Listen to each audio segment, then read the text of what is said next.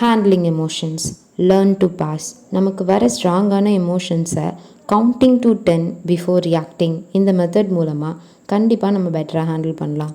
நமக்கு வர strong emotion, anger, frustration, fear இது எல்லாம் நம்மளோட பிரெயின் நம்மளை ரியாக்ஷன் மோட்க்கு கொண்டு போகும். அந்த டைமில் நம்மளால் கிளியராக திங்க் பண்ண முடியாது. இதை நம்மளோட பிரெயினில் இருக்க எமோஷனல் சென்டர் அமெக்டலா பண்ணிக்கிட்டு இருக்கு. ஸோ அப்போ நம்ம எமோஷன்ஸை பெட்டராக ஹேண்டில் பண்ண கவுண்டிங் டு 10 மெத்தட் நம்ம ட்ரை பண்ணலாம். இதனால் நம்ம ஒரு கேப் கொண்டு வரோம். கண்டிப்பாக ப்ரீதிங் ஸ்லோவாக இருக்கும். ஸோ கிளியர் மைண்டோட நம்ம யோசிக்க முடியும். ஒரு பாஸ் கொடுக்கறதுனால நமக்கு கிளாரிட்டி வரும். அதனால் நம்ம ரியாக்ட் பண்ணுறதை நம்ம கண்ட்ரோல் பண்ணலாம். ஸோ நெக்ஸ்ட் டைம் உங்களுக்கு கோபம் வருது இல்லை ரொம்ப ஃப்ரஸ்ட்ரேட்டாக ஃபீல் பண்ணுறீங்கன்னா இந்த மெத்தடில் ட்ரை பண்ணி பாருங்கள். 1 பாஸ் பண்ணுங்கள். Inhale, exhale, count 1 to 10 slowly. நீங்கள் என்ன ரெஸ்பான்ஸ் பண்ணணுன்றதை சூஸ் பண்ணுங்கள். இதெல்லாம் படிக்கிறதுக்கு நல்லாயிருக்கும். ஆனால் அந்த கோபம் வர சுச்சுவேஷன்ஸில் நம்மளால் 1 to 10 சொல்ல முடியாது. அது ரொம்ப கஷ்டம்னு நினைக்காதீங்க.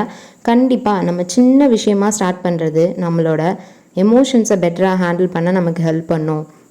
Like, share and subscribe.